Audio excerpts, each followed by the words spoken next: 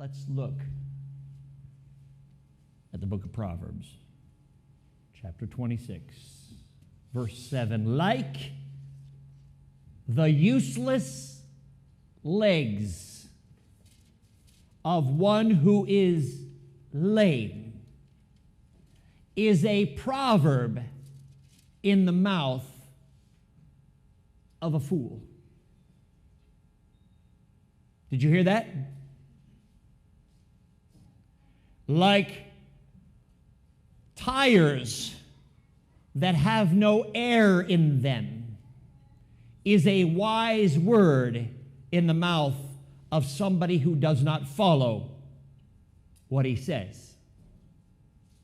That's not just hypocrisy, that's reality. I want you to know, my friends, that this entire time together, and I know it's been long, hasn't it? Maybe you don't want to say yes. You go, yeah, it's been long. Oh, I was bored. No, I wasn't. Well, yeah, no. It has been long. 9 weeks is a lot of time, isn't it? But we have entered number 9 of the demolition. And we began with the, that camera was over there. Oh, hello. All right. You go. All right. She's like, look at that camera. We began with what? The hard hat area. This is where I mess up my hair. Not that my hair was nice to begin with. We learned that we need to have the hard hat of faith in our lives, like the shield of faith. The devil will come and throw things at you, and you stop it. But when you're in a demolition zone, you got to keep your head. But just like that proverb said, that wisdom can actually be a very destructive thing. You know that. Wisdom can give us horrible things in our lives if we do not use it correctly.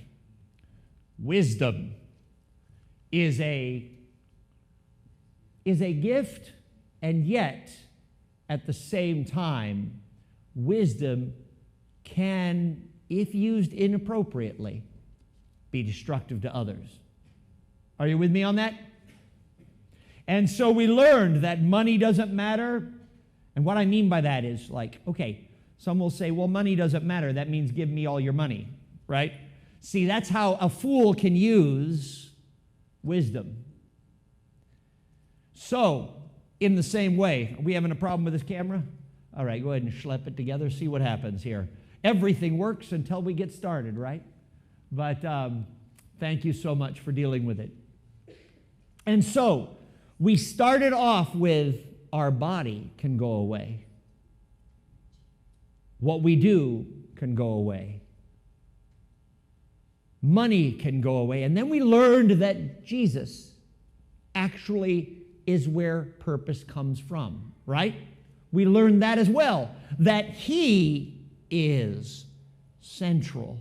And in fact, if we merely pull our meaning off of Jesus, because He doesn't go away, then we have purpose to our lives. Then we learned that time can be very interesting. How good times and bad times come, right, in our lives?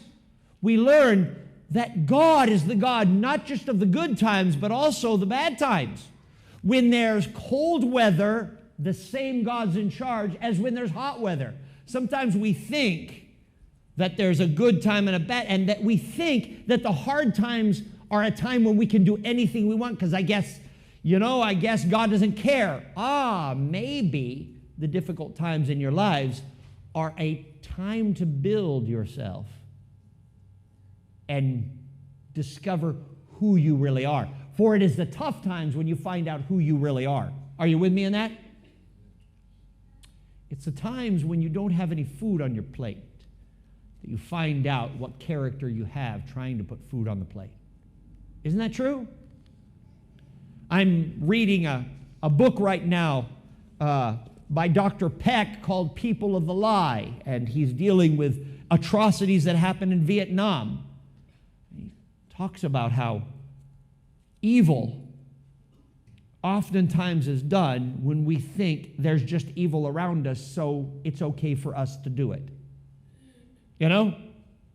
But if we learn that there's a time for, all these things, then we see time as a doorway to understand who we are and change the things that need changing in our lives so that when good times come, we can have amazing times. Are you with me on that? Then we found out, as with Frankenstein's monster over here. Jolene, let's go ahead and have that camera over here. Frankenstein's monster. We all are like this guy here. We all have issues in our lives. We've been sewn together with parts and pieces from our parents and from our culture. We've been taught things that are wrong. How is it we can become better? And then we learned that love is possible in this world. As love becomes sewn together in our lives, as in the case of Sally. We learn to love each other and forgive one another, even if there are difficulties in our lives. It's possible to live. And forgiving, it doesn't mean being doesn't mean just letting people treat you like dirt. That's enabling. Forgiveness is the ability to give up the things they have done and let them go. It doesn't mean you just let them do what they want to do to you, but you are able to forgive. You may not like the person, but you learn to love them. Love only comes from God's actions in your life. The third strand, remember that? 3 strands, you, me, and God. And now it comes to the journey and the point of our journey. Yes, go ahead and put that screen up there. I want you to take a look, and we'll see kind of how this moved forward. And we start moving. After last week, we, of course, had the love stitched together that moves us on to the point of our journey. Do you remember this part in the Count of Monte Cristo? God will give me what? Edmond Dantes had etched it into the wall over and over and over again until he says there must not be a God. All that is left where God was is revenge and anger and rage. And we've experienced this until Jesus, the priest, finds his way into our lives and breaks into our lives at the worst moment and shows us there's a way to dig yourself out. But you'll never get out unless you discover that you can't get out yourself. You need his body bag to take you out. He must die, and you must trade, and the jailer, not realizing it, will let you out. And afterwards, you will be given a roadmap to find the treasure of God and the key to be able to unlock the shackles in your life. Turn with me in Ecclesiastes. Now you don't have to have that up there. I'll call for it again. I'm talking about the screen up there. You can take it down. It's going to be a little bit before we hit it where we go back to Edmond Dantes. So I'd like you to turn to Ecclesiastes chapter 10 or chapter 11, where we now venture to the last message. And by the way, here's my 30-minute clock after I spoke for 5 hours. All right, so that was a joke. You're supposed to laugh. All right, so chapter 11 of Ecclesiastes, and we're going to go down to verse 7. After the investment part last week, because love is investment.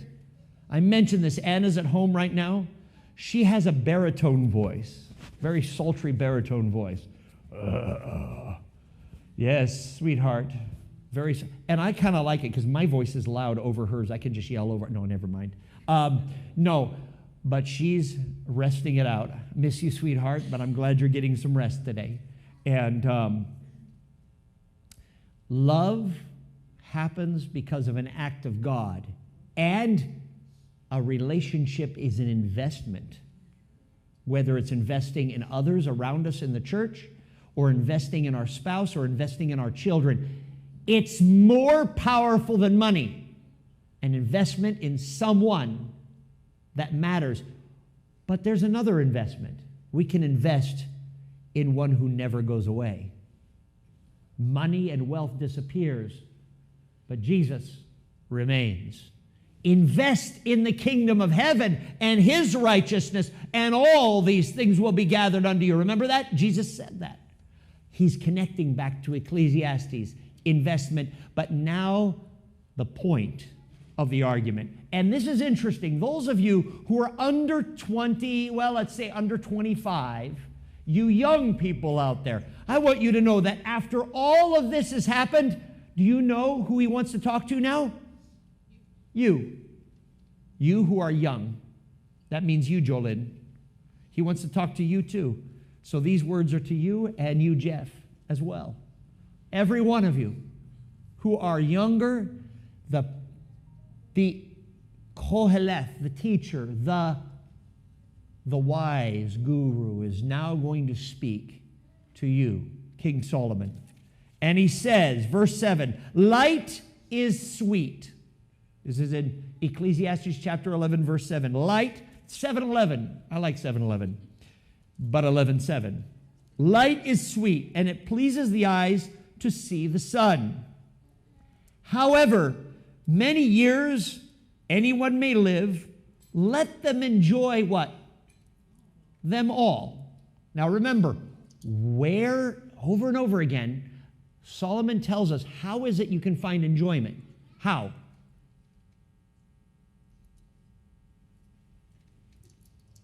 I'm going to make you talk back to me. How is it that you can find enjoyment? Through a gift of God. Over and over, he says that. And I've been referring to that. That the gift, you can't, in fact, earlier, I think it's in chapter 4, it says, you may have wealth and honor and power and children, but if God does not give you the ability to enjoy it and you give it to someone else when you die, enjoyment of wealth or anything comes from who? God. That's a gift. If you're not enjoying your life, I know it's hard, but if you find no enjoyment, you must go to God and ask for it. Seek, knock, and the door shall be opened. Seek, and ye shall find. He wants to give you joy, but you must ask him, and it is real joy. Internal shalom. Shalom is a peace or a joy that comes not because you have so much, but because it's inside you radiating outside instead of trying to get happy by bringing things in like food, alcohol, drugs, all these things that you want from the world to make you happy. No, real joy comes from here out. From him who feeds you. Okay? So, he says, it please the eyes, however many years anyone may live, let them enjoy them all. But let them remember the days of what? Darkness. For there will be many. He's saying there's going to be hard times. But you know the way to enjoy that? You must have God with you. You can enjoy it. Even if you only have 5 cents in the bank account. Maybe negative. I remember those days.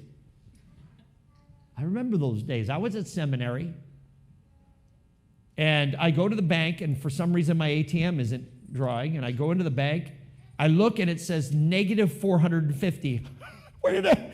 I guess I wrote too many checks and didn't realize what was in there. Online banking is so much easier. But no matter how much online we are, negative accounts are not a new thing.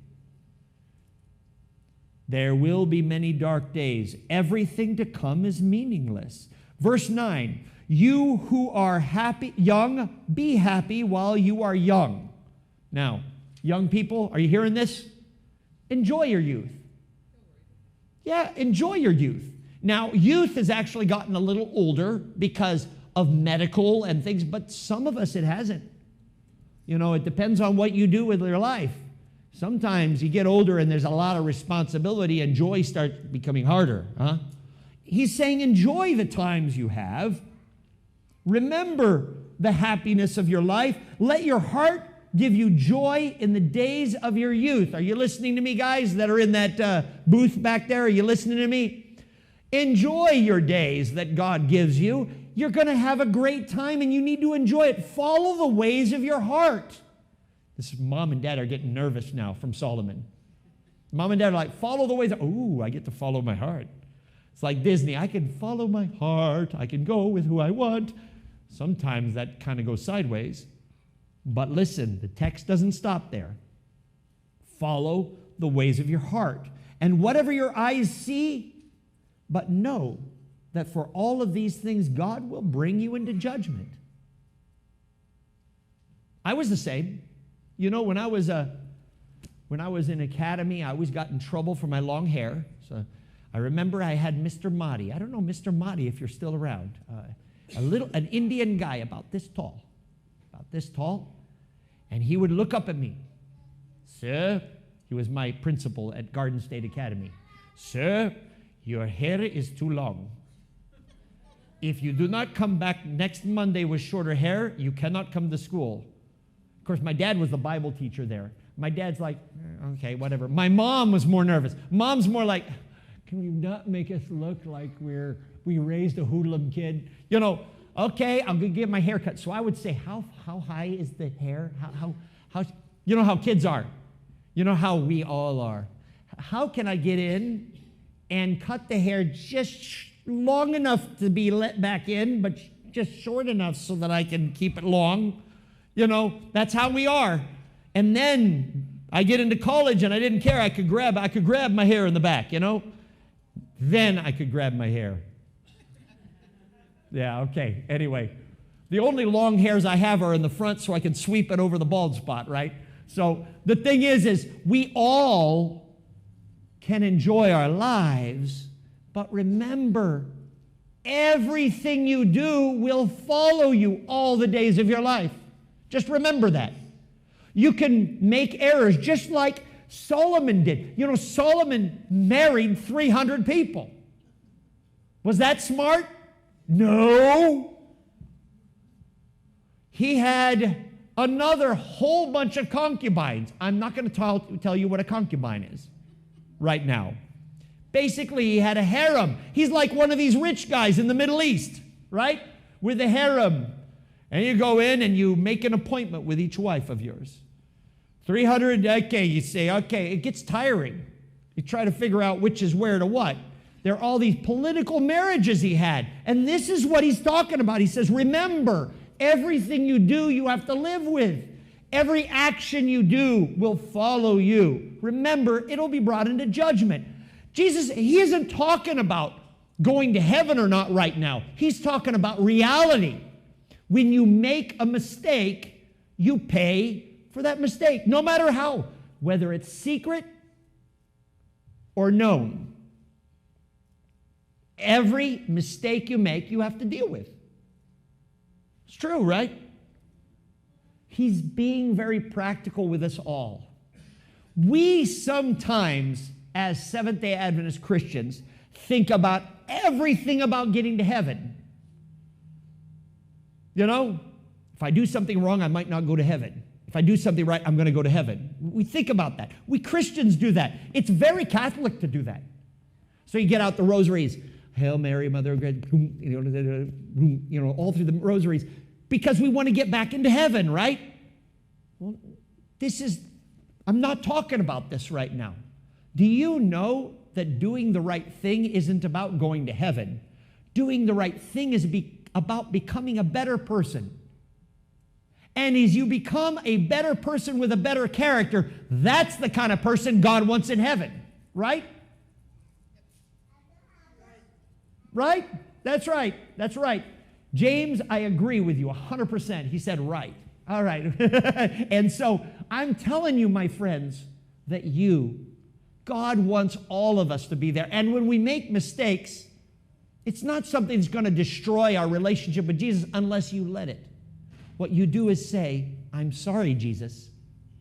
I can change. I'm going to try to change. I'm going to try to change it. And that means changing things, actions in our life, organizing, so that if you know, if you're an alcoholic and you're walking down the street and there is a bar that you always went to, according to Alcoholics Anonymous, what should you do? Don't go down that street anymore. Go down the other street where there's a 7-Eleven instead. Right? Instead, don't go to the places you used to go to, because that will remind you, and you'll go back there again. This is what wisdom is learning the actions of life and how to do things so that you and I don't have to live in hell, but we can live in heaven here with Jesus until we get to heaven. Are you with me? Even if life is bad and difficult, you will look back on your lives, young people, and say, I'm glad I made those decisions because I could have been here. I think 2 weeks ago I talked about how I have some Irish, Scottish. Aitken is Scottish. I should have a kilt with a bunch of bagpipes. And in Scotland they drink real hard. And I've got that in my genetics. And that's why I will I'm a Seventh-day Adventist, and another reason, but I don't touch the stuff. Why? Because I know what it will do, and I know my body craves it, and I ain't going to go near it. So I'm going to choose something that's better, something that will make my life better, something that will not control me, but yet I can control myself with Jesus together and have a family that I don't destroy because of the habits I have. Does that make sense? Remember, every decision we make, God will bring into judgment. So then, verse 10, how do you like it? Bring into judgment, and everybody gets nervous. Read the next verse. Verse 10, so then banish anxiety from your heart. Don't be worried. It's okay. You're going to be in judgment, but don't worry. You're going to be okay. Cast off your troubles from your body, for youth and vigor are meaningless. Wow, how do you like that? You know, we live in the Hollywood area, and one of my favorite films, somebody's going to say, what in the world? You ever see the film Death Becomes Her? Powerful film. Robert Zemeckis, Back to the Future. He did all these great things. Robert Zemeckis, one of my favorites, Romancing the Stone. Incredible filmmaker, Robert Zemeckis. He made Forrest Gump, all these things.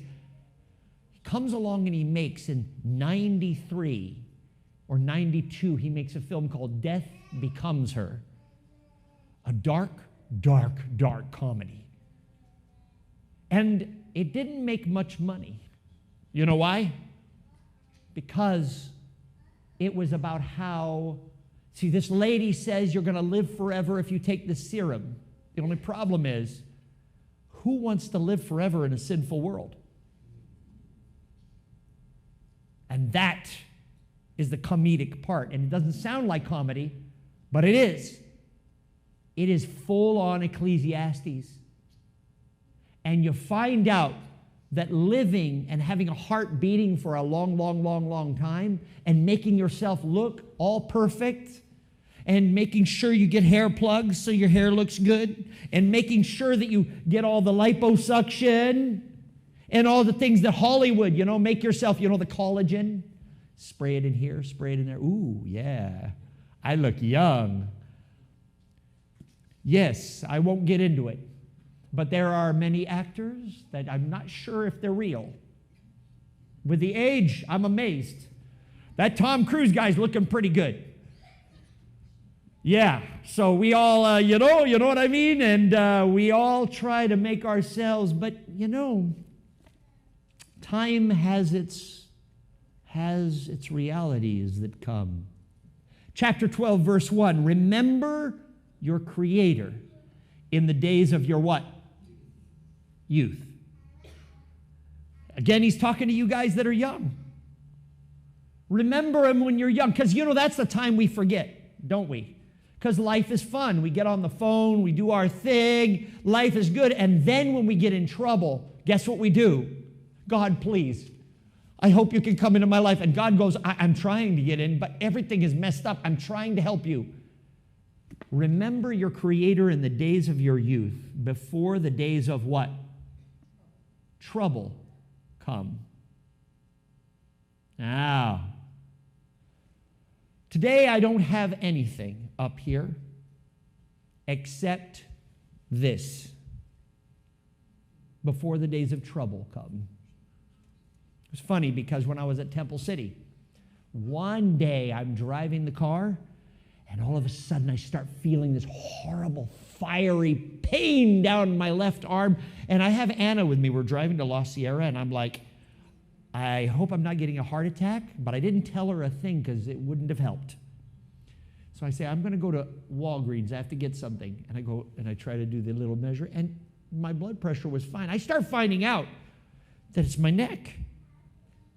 And John Versack, he's going to be preaching here next week, by the way. John Versack, he says, John, when you're young, he's a great guy. John, when you're young, he says, you do all kinds of crazy stuff. And then your body gets you back the minute you turn 40. Don't raise your hand, but have you experienced that? Right? You turn 40, and now it's going back. You fought at your body. Now your body says, hey, I exist. And so before the days of trouble come, when they approach and say, I find no pleasure in them. Verse 2. Before the sun and the light and the moon and the stars grow dark. Now, he's saying, now don't forget this.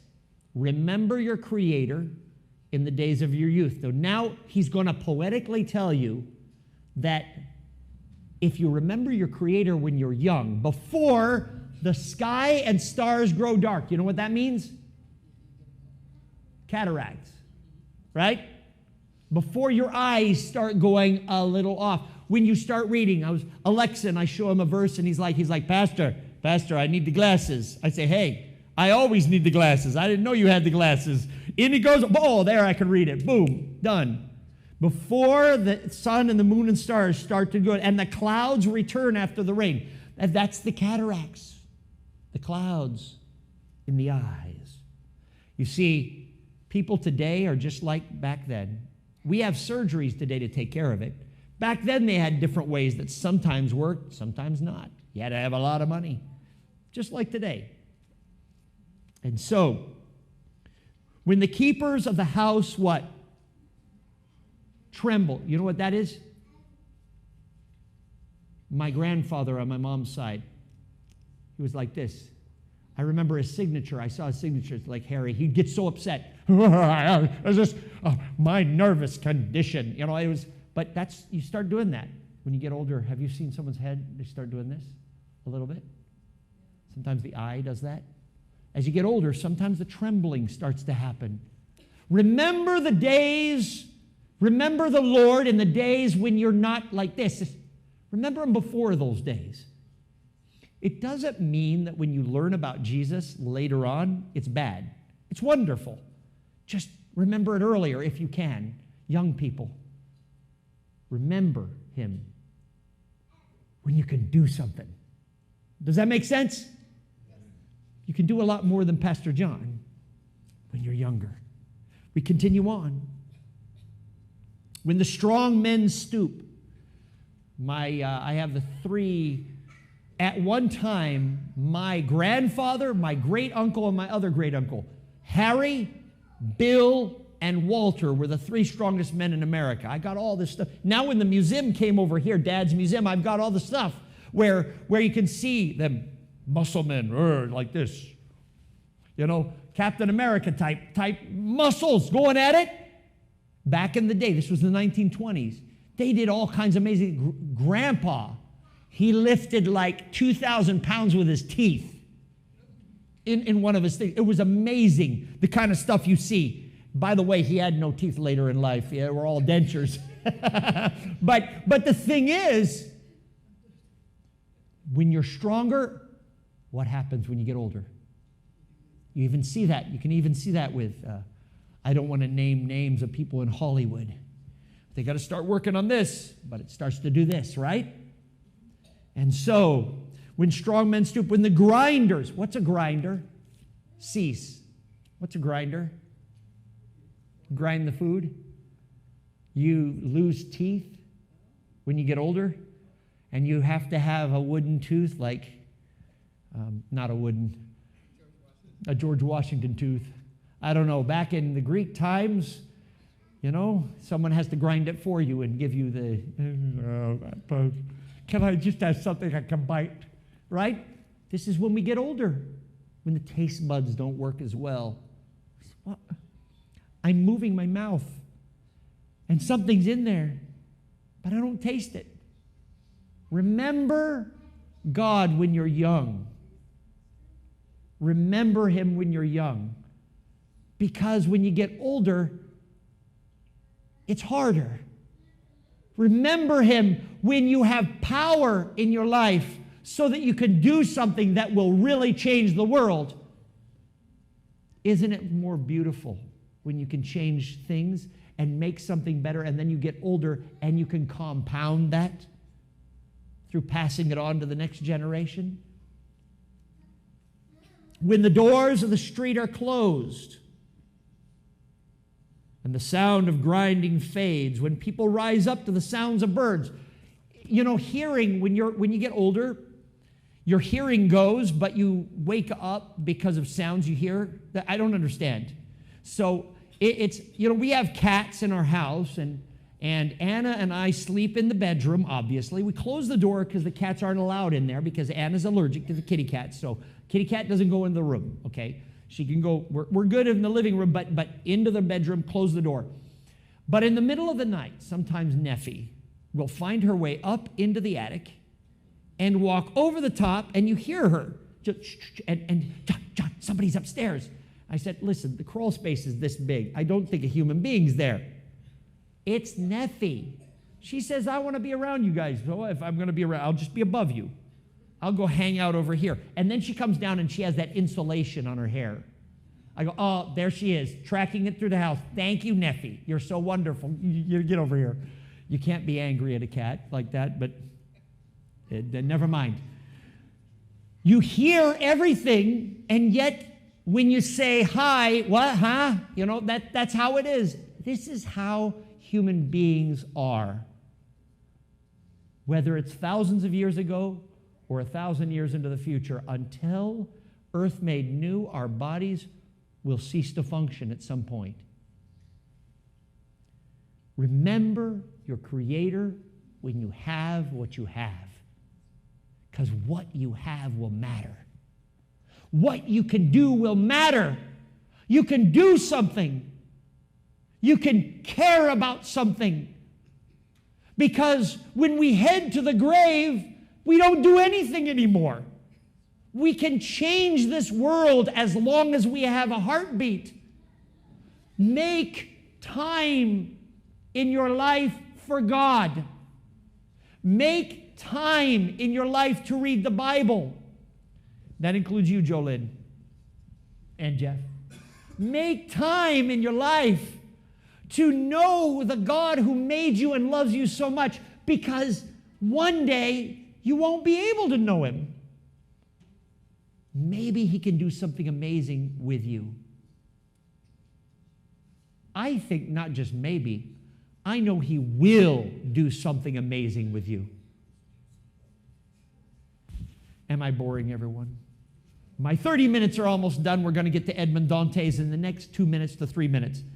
Don't promise that. Never mind. 5 minutes. All right. So when people are afraid of heights, you get the concept. I'm going to skip down now.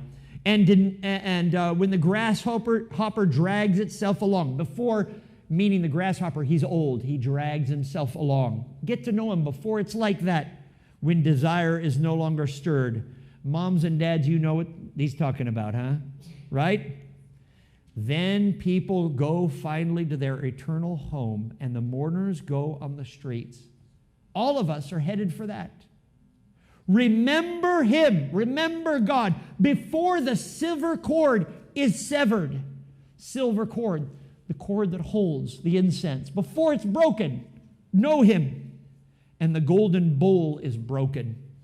Before the pitcher is shattered at the spring. This is the old stories of the woman who goes to the well and to get water, and she can't carry it, she falls and it breaks. And some family member finds her there. Before you get to that moment, know God before it's all done. You know, Mom, Dad, I know you're online with me, and I know, Dad, you're going through a lot right now, but you have taken time for your life to know God and to make sure others know Him. Don't ever think that was too short. It's worth every minute. I know you. I know each one of you. I know you can give something of God to others. You can do that. And you can look back when your life, when you are at that time when you say, I wish I could have done something, you can remember, you know, I did this and I did that. And this person was blessed. Right, Cosette? That person was blessed because of something I was able to do. I am a part of that. Thank you, Jesus, for making me a part of that. Because I did something that matters, that will never go away, will be eternal. Through Jesus, I did that. Not me, Him. Through me. And finally, verse 7, before the dust returns to the ground, where it came from, and the spirit returns to God who gave it. Meaningless, meaningless, says Koheleth. Everything is meaningless. Not only, let's keep reading here, not only was the teacher wise, but he also imparted knowledge to the people. He pondered and searched out and set in order many, many proverbs. The Koheleth, the teacher, searched to find just the right words, and what he wrote was upright and it was true. Verse 11. The words of the wise are like what? Goad. You know what a goad is? Like a nail. Like a nail put into a board that holds the building together. They're like nails that hold the boards together. The words of the wise are like nails or goads. Their collected sayings are like firmly embedded nails given by one shepherd. Be warned, my son or my daughter, of anything in addition to them, of making many books. Oh, this is, have you gone on Amazon and look how many books there are? Of, here, he knew Amazon. He knew it right here. Of making of many books there is no end, and much study wearies the mind. I agree. Everybody has an answer for everything, but no one ever goes to this. Isn't that true? Now that all has been heard, here is the conclusion of the matter. Let's put that video screen up there, and we'll read this in a second. Here is the conclusion of the matter. Here is the point. James, let's see, yeah, there you go. Here is the point of what we're doing, or what Ecclesiastes is. Edmond Dantes had gone through literal hell, and he had gone to this horrible prison of Chateau d'If, and he had rage inside him, even though he has all this money that he was able to acquire and buy anything he wanted. And remember last week, Jacobo, his right-hand man, says, I am your man, but I have promised to save you, even if it's from yourself. Remember that? All he could think about is rage against Fernand Mondego, who had put him in jail, and all the system, and even angry at Mercedes, who married Fernand Mondego, not thinking that he was alive at all. But yet, he didn't realize that he had a son. For when he had married her before being sent to prison, quietly, she had a child. And that was why she got with Fernand Mondego. And Fernand had no idea, but she knew.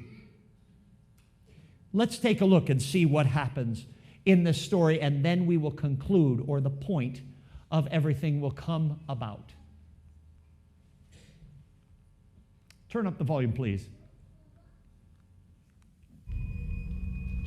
We're going to go through a bit. You can drop the lights down up here so that way it can be easier seen in the sanctuary. God will give me justice.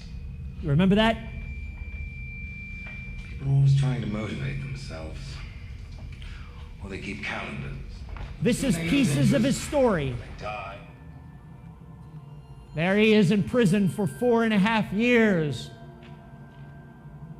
He continues to say, God will give me justice. Forgive me, I got to talk because YouTube will put me in YouTube prison if I don't make sure they understand this is learning. And now he gives up. God will give me justice. There is no justice in this world. There is only pain and suffering. I was put in prison for no reason other than my existence. I don't know why. Until the priest showed up through the ground. You remember that? And here it is. The priest will show up and he will begin to share with Edmund. There's no talk of God in here, priest. No talk of God in here. Inscription is faded. Just as God has faded from my heart. God is faded from my heart. Revenge is all that lasts. Follow the clue. The tunnel's blocked. I can't escape. Digging. When you escape. The map. For good. Only for good. No, I will surely use it for my revenge. The priest. You've seen all these parts before, but Final lesson. Do not commit. Oh, do not commit the crime for which you now serve the sentence. do not commit the crime Vengeance is mine. for which you serve the sentence. God. It doesn't matter. He believes in you. I do not believe in God, but the priest says he believes in you. No matter what you experience in your life, he cares, even if it is horrible. Priest. And now the priest dies, giving him the gift of the map to the Monte Cristo. Now, 13 years later at Chateau d'If, after the count, let's go backward a second. Let's go backward a second and just hold right there. At the Chateau d'If, he comes again.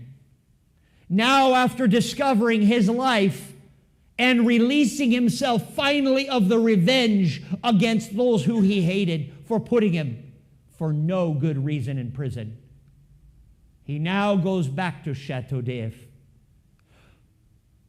But when you go as a prisoner and when you go as a free man, you feel the same, but things are different, huh?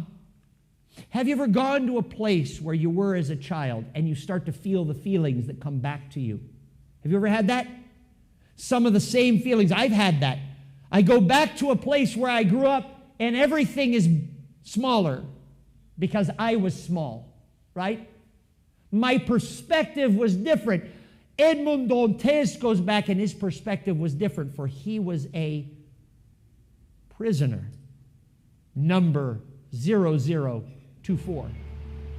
Let's turn up the volume.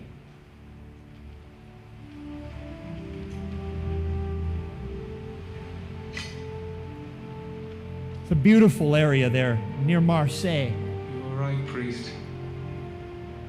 You were right. This I promise you. And God. Ah, All that was used for vengeance will now be used for good. So rest in peace, my friend. So it's not that painful. No.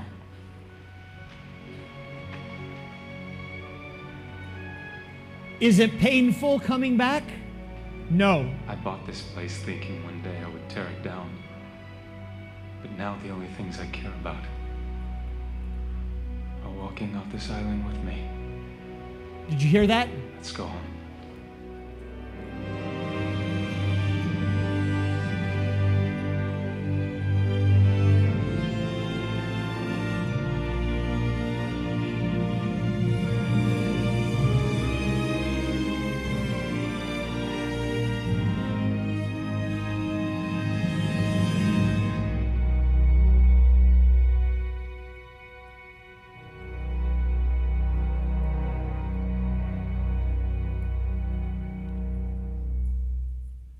My friends, now you can, I want you to know, let's not do the next one. There we go. I want you to know that that prison cell became his sanctuary. You know why? Because that prison cell was the place where he got to know himself and God. In your life, there's a key. Shackles are on your hands. But you must learn to grab it. We all think that we know everything we have. We all think we know the way out of our situation, but sometimes the way out is not by digging, but by entering the body bag of Jesus and dying with him, so that you may be resurrected to a new life here with him.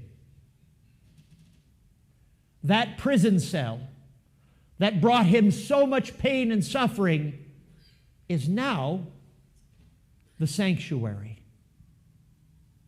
He bought it, he said, to tear it down, but instead, now everything he ever loved is standing in front of it. His son that he never knew he had.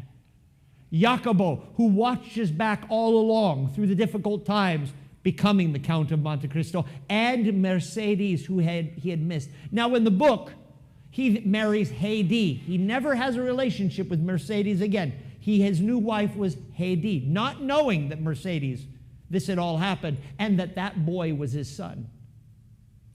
But the truth is, you and I, through the difficult times of our lives,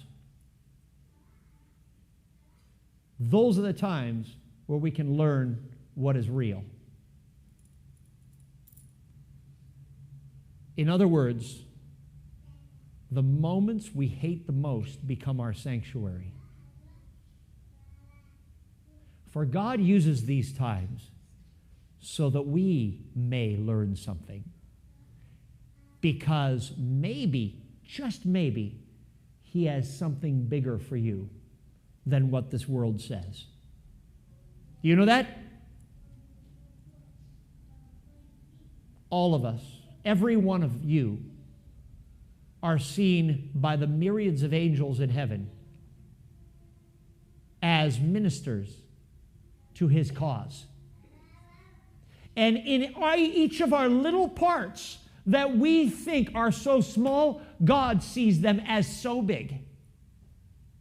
That's why he calls all of us, blessed are the poor in spirit. Not the great ones, the poor in spirit. To be in the kingdom of heaven, you must be, the first shall be the last, and the last shall be the first. The insignificant ones that the world looks down on, God sees as those who can use the key of faith in Jesus to unlock the shackles of your life. Let's keep reading as we close out Ecclesiastes. And so here it is.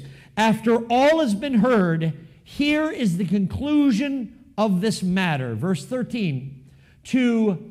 I know, that word is something else. To fear God. But you know what fear?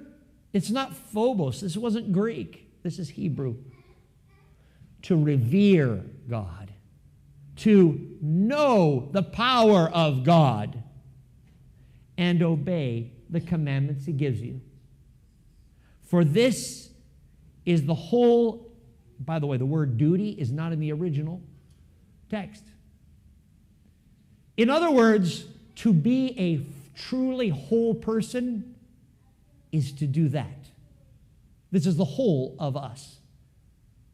Men, women. The word is Adam that's there. Adamah, human beings. This is the whole of you. When you follow Him, this is what makes you powerful in His kingdom and beyond this world. For God will bring every deed into judgment, including the hidden things, whether good or evil. Sometimes you say, why did He end it like that? You know why? Because when you see a person, we all know what's hidden. We can feel it. It is the little things that happen in our lives that make the difference. Do you know that? Little decisions. Little decisions on the road are what change the direction of the car. Little decisions in your lives are what create a judgment call for your life. He says, give your life and those little decisions to me, and I'll make something out of it. Do you want to do that in your life? Do you promise me that you will? Are you willing? Raise your hand. Are you willing to give those little decisions in your life merit that will change the whole dough? Remember, Jesus said this. He says that a little bit of yeast changes the whole dough. It's true. In our lives, give Him not the big stuff. Give Him the little stuff. My friends, if you want meaning and purpose in your life, first, acknowledge that He is eternal and nothing else. Money and power and this stuff will go away, but He remains. And if His thread is in your life, and you give the little decisions to Him, He's going to use you for amazing stuff.